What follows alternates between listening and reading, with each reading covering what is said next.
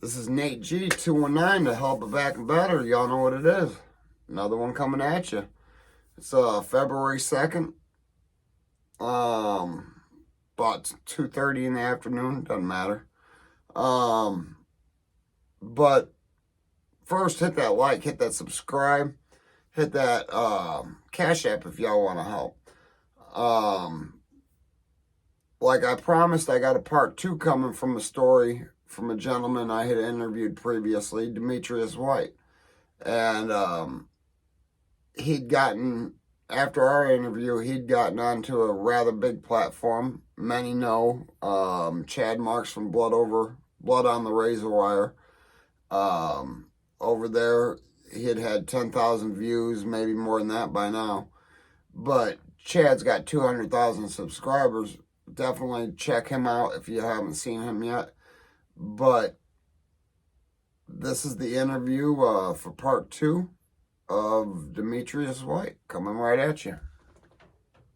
All right, today it's Nate G219. I'm welcoming back Demetrius White for a part 2 of our last interview. And as you guys know, Demetrius had done 25 years incarcerated for a crime he had not committed. And he served all of his time, although exonerations being awaited. There was a few things that we were going to discuss. Demetrius, you said you were a very influential gang member when it comes to the conservative vice lords. And what did you mean by that in the prison system? How were you influential? I'm glad that you asked that question, because it's one thing that I wanted to clarify.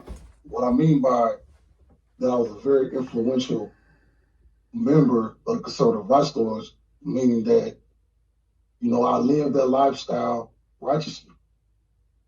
And because of that, I had a lot of influence. What I mean by having a lot of influence is that a lot of people would listen to me.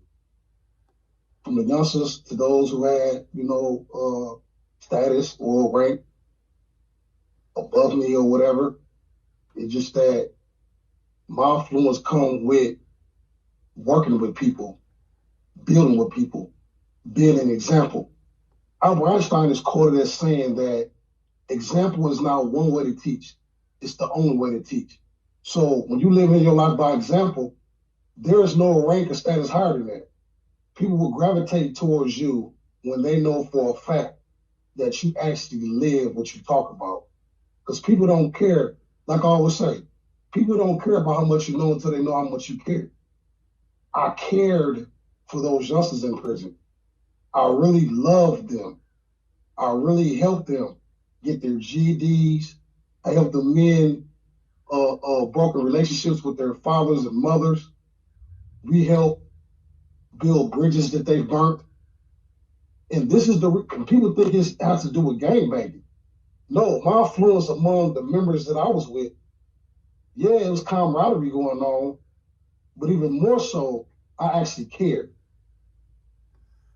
Absolutely. And the reason why I actually cared, because when I first came to prison, I had a set of OGs that took me up under their wing, and they taught me the law. They taught me my history. They taught me to mend my broken relationships that I had with different family members or whatnot. They inspired me to do that. So in the midst of them doing that, I already had it in my spirit that I would do the same thing for those youngsters up under me. So that's why I was very influential in prison. Okay, now do you think that's because back, 20, 30 years ago, the structure of organizations were really structured compared to now what they are, and the lack of structure? Absolutely. Absolutely. I agree with that totally. That's kind of why I wanted to get out of that lifestyle. It's like there's no structure whatsoever, like stealing and thievery and just no honor amongst any codes. Well, let me say this, bro. All right. I get that contrast as opposed to how prison was structured when it came to the gang culture as opposed to what's going on now. But let me get a little bit deeper with you. Let's just say that the structure when it comes to the gang life in prison is the same way back then when I first came to prison. It doesn't matter how structured it is because being a part of that organization or any organization is considered a crime. It is. So it don't matter how structured that culture is, it's still a crime to be a part of it in any way, shape, form, or fashion. And what I'm saying is, when I lived that lifestyle, I lived that lifestyle. I was that. However, when I found out I had a daughter in prison, my daughter name is Shayera Bray. I love you, baby. But she is the number one inspiration behind me elevating. Now, when I found out I had a daughter in the early 2000s, I didn't, like I said before, I didn't immediately change, but I was aware that I needed to. So, who am I going to be more loyal to? My daughter or that particular lifestyle? You know what I'm saying? So, I had to evolve from that. I appreciate everything I learned from them brothers. I learned a lot. Absolutely. Words is too cheap to even explain what I learned from them brothers. Absolutely. But the thing is the purpose that I have in life is greater than whatever I had going on in that lifestyle. Absolutely. There's no way possible that I can execute my purpose in life still being a part of it. All right, now let me ask you this. You said you had gotten into being a motivational speaker while you were incarcerated, and you said you were still doing some of that now. Now, what part of your incarceration did you start becoming a motivational speaker and steering people away from the lifestyle and into a righteous direction? More righteous than you had been before. Like I said before, when I had started mentoring and life coaching and stuff like that in prison, originally it was directed towards our members, getting them to get their GEDs, getting them to study their history, getting them to, get a job skill or, things of that nature. While you have time to sit down in prison, you should be using your time constructively, as they say. Yep. It started off with that. And then it started off with other gang members of different organizations, young guys that want to be a part of my program, which was called Recidivism Prevention, the Point of No Return. And the gist behind my program was that there is a cure for everything, and that's prevention. So the cure for recidivism is prevention. What are you going to do now while you're incarcerated is what I used to ask these youngsters to make sure you don't come within these prison walls again. But then it spread to just the incarcerated youth in general. So in prison, they would have these different programs that you could enroll into, where they have different seminars or different guest speakers from the streets coming in to speak to you or whatnot. And I always found my way in front of the podium speaking or raising my hand to comment on things that were said in the program or in the seminar or whatnot. And it just got to the point where people wanted to hear what I had to say because I lived what I was talking about. And I still live that to this day. When I first got out of prison, August 24th, the last year, every Sunday I would go to a different church and share my story. Or I'll be out in public somewhere and strike up a conversation with somebody and have a meaningful conversation. It just happens so organically. And what people don't realize is that when you align yourself up with your purpose, that executing that purpose become easy because it's a part of who you are. It's a part of your self identity. So what I've been doing since I've been out is I've been doing the same thing. Now I'm trying to find a way to where, I could work and do what I'm doing. a way to, generate some kind of revenue in doing what I'm doing, and using that same revenue to help people. Absolutely. It's not about getting rich. It's not about having a big house, a nice car, or clothes, or anything like that. Listen, in order for you to be able to help people in this world, it takes money to do that. Yeah, a lot of people don't realize that it takes money. It takes networking. So now, even though, I have a job, I'm trying to transition into a different job. My ultimate goal is to be able to work for myself as a motivational speaker, self-defense instructor, and I'm about to have my book published as well. Right. Now tell me a little bit about the self-defense instructor that you're going for, trying to set up. When I was incarcerated, I was a part of a group of men called the House of Wu. And my teacher, two of my teachers, one was named Anthony Smith. May he rest in power. He ended up passing away some years ago due to some medical issues. That was my number one teacher. And then I had another teacher named Josiah Jones III, who we call Kashido. And I trained with these guys in martial arts, but it was just more than just martial arts. It was about life in general. And I took what I learned from them and created my own program. And a part of my program, the discipline aspect of it was martial arts. I was teaching self-defense, martial arts in prison. Just as a way to introduce discipline to those youngsters in prison, because they wild. I was too when I first got incarcerated, so I'm not judging anybody. It's just that those youngsters that are getting incarcerated are coming from broken homes.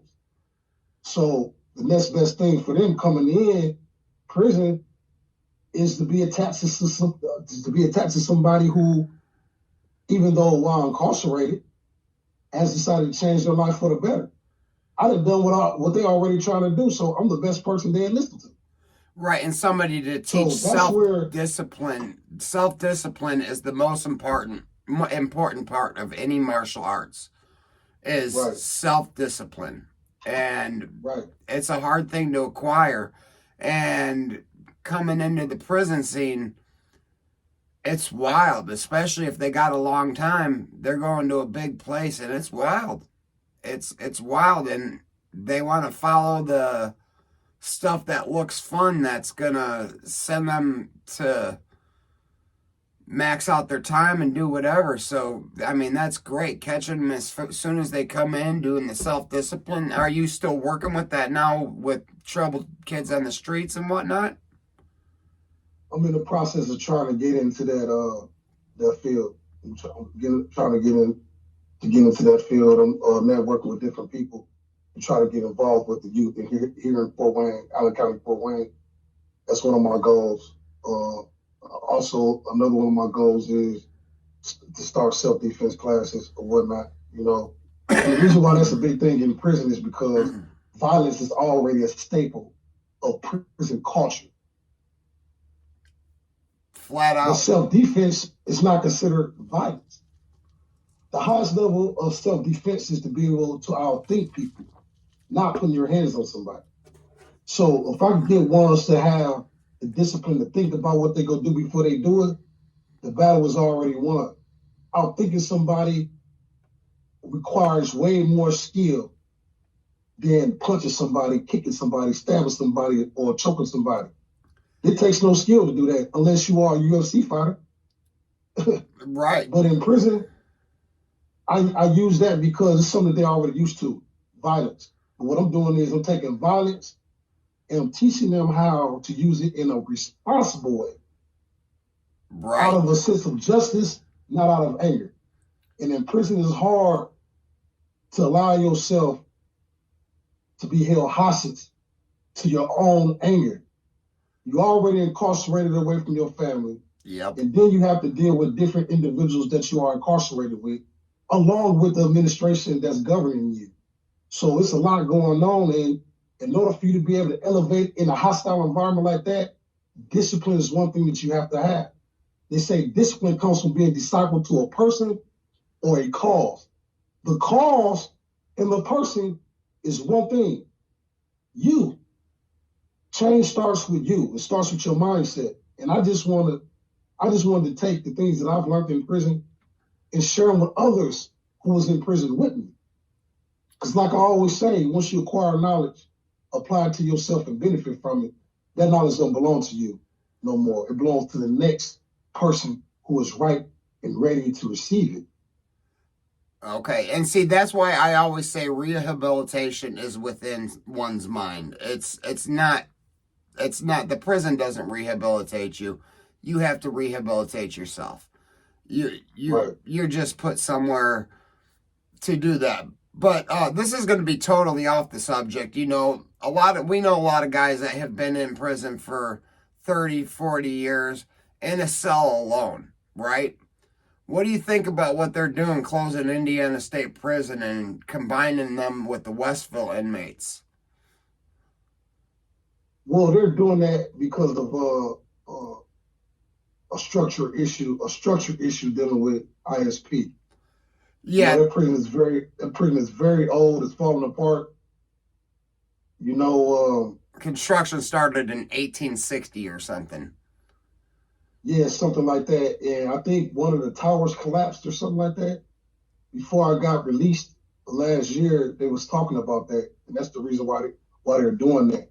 Now, the thing about it is, with merging two prisons like that, what you have to realize is the cultures that are going to be merged. Absolutely. Because one prison can be laid back, another one can be rowdy. So who knows what's going to happen when that happens? And I don't know. Them guys that have been laid back for 30, 40 years going into a rowdy place might change elements dramatically. But back into our story. Wait, what's that? I want to hear what you had to say. No, well, even still though, bro, those three rules apply. Mind your own business, respect everybody, speak when spoken to. Absolutely. It don't matter what prisons they merge together. If you abide by them three rules, about 90% of the time, we should have no problem. Yeah, you're right. The reason why people are feeling those three rules is because they're so universal.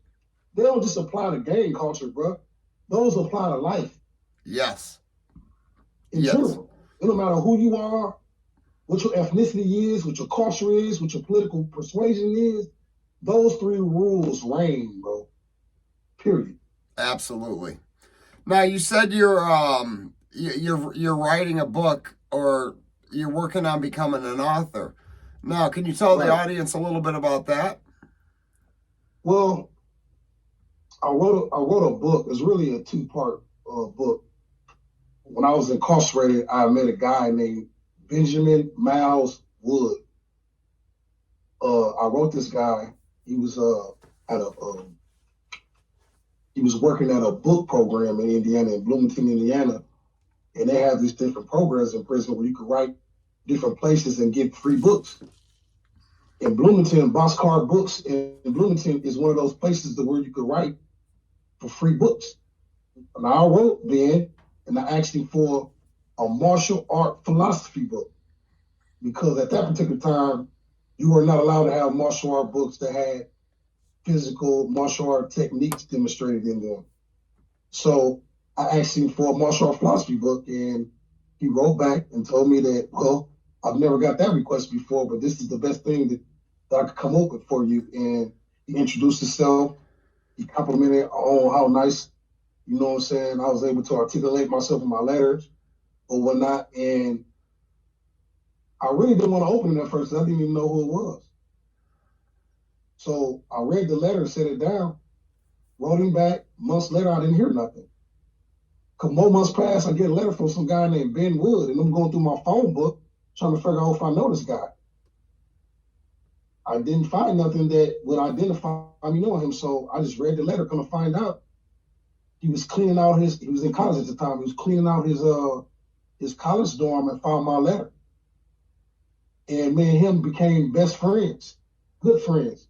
And he's the reason why I have my story on Facebook under Free Demetrius White. And he's also the reason why I have a petition on change.org for people to sign for me to get exonerated. Ben Wood is the guy that's responsible for that. And I've been knowing him over 13 years now. Now, to get to you why I wrote this book is because me and him was having a conversation, and he said, bro, man, you are too intelligent to be locked up. How can you go through this environment as hostile as it is and still be able to articulate and live a principle-centered life? And what I did was I started journaling about it, and it ended up being a book. I turned it into a book on all principles that I used to use to survive in there and live righteous even while in there. And I can't tell you the name of the book because it's not copywritten yet. It's about to be copywritten sometime either this week or next week, but I will tell you what it's about. The new paradigm, well, I'll tell you what it is. It's called a new paradigm for success. Right? And the new paradigm for success is this. Is when you make the right choices for the right reasons at the right time, it's always going to equal success. Now, me saying that, it sounds simple, but let me explain it in detail for you. Give you a little bit more clarity, if I may. Please do. Making the right choices for the right reasons at the right time. You can make the right choices even for the right reasons, but if your timing is off, it won't equal success. You can have the right intentions, the right reasons, and you could have the right timing, but if you make the wrong choices in life, it's not going to equal success. Your timing can be right, and you can make the right choices, but if the reasons for your choices or the intentions of your heart are wrong or impure, it's not going to equal success. So all three of them must be in harmony for it to equal success. Matter of fact, this paradigm is so powerful that you ain't even got to worry about the right timing. If you make the right choices for the right reasons, God, however you choose to identify your higher power, will make sure that the universe will synchronize itself to create the right situation for you. Okay. And the right time to make the right choices for the right reasons has always been and will forever be right now. There's no other time better to make the right choice for the right reasons than now. And that's the paradigm I used the last 15 years of my incarceration to live right, even while in there. And I wrote a book about it. Oh, I can't wait to read that book. I can't wait to read it. And I'm definitely looking forward to meeting you. Like you know, I got a new vehicle here, and you know, we should definitely get together soon. Fort Wayne ain't nothing but an hour and a half away from here, so. But Demetrius, I thank you again. I hear you got a YouTube channel now. What's the name of your YouTube? Well, NAK TV with Demetrius White, Nonfiction Knowledge TV with Demetrius White. But you know, I haven't posted too much content on there because I'm still learning how to post my content, videos, or whatnot. But my YouTube channel is coming near you. You best believe that. You know. Right. Well, I can always attach it to the video so people can get over there and start seeing what you're starting to do. Everybody knows that you're learning. I mean, and it's not an easy curve to learn, especially anybody that's created any YouTube content whatsoever. It's not an easy game to get into. So, but I thank you for your time, and I am looking forward to talking to you very soon again. What was that you were going to say? Well, before I go, man, I just want to thank a few people, if you don't mind. Absolutely. First of all, I would like to thank, you know, Ben Wood and his wife, Carly. If it wasn't for them, my story wouldn't be on change.org. If it wasn't for them, my story wouldn't be on Free Demetrius White on Facebook. You know, I also like to give honors and thank my comrade, Leon Benson. If it wasn't for him, I would have never wrote my life story out for Ben and his wife to post it on Facebook and change.org. He's another guy that has been exonerated, Leon Benson. Okay. I also would like to thank my daughter too, you know, because she's my number one inspiration. I also want to thank my sister, Velvet White. She was my number one supporter and support system while I was incarcerated, among other people, to say, because I got a long list of people. I also would like to, thank my mother who passed away in 2013, September 2013, and that, I love her and I miss her.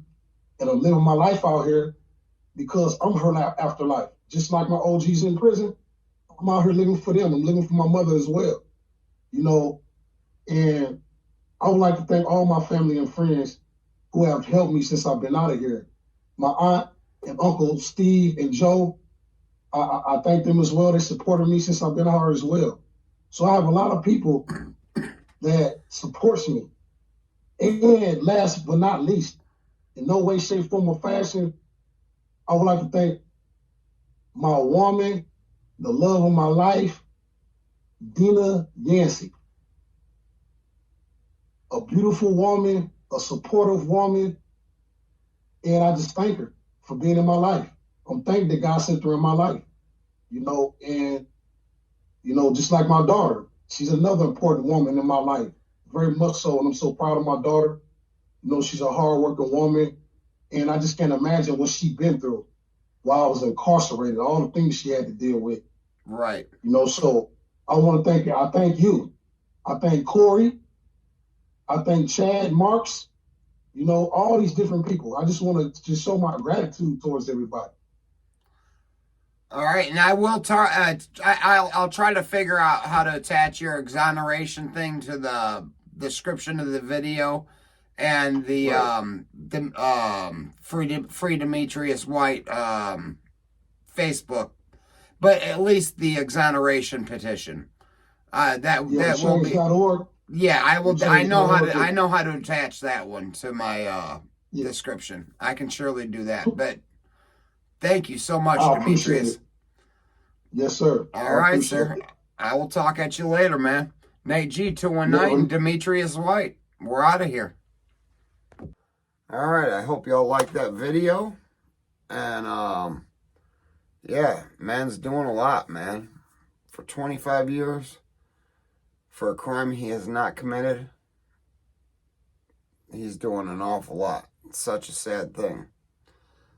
But I'm going to attach that petition for his exoneration in the description of the video.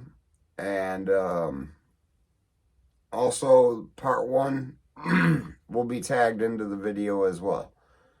And you guys never forget life's choices. But hit that like, hit that subscribe, donate to that channel if you'd like to help. And never forget, if they ain't hating it, you ain't making it.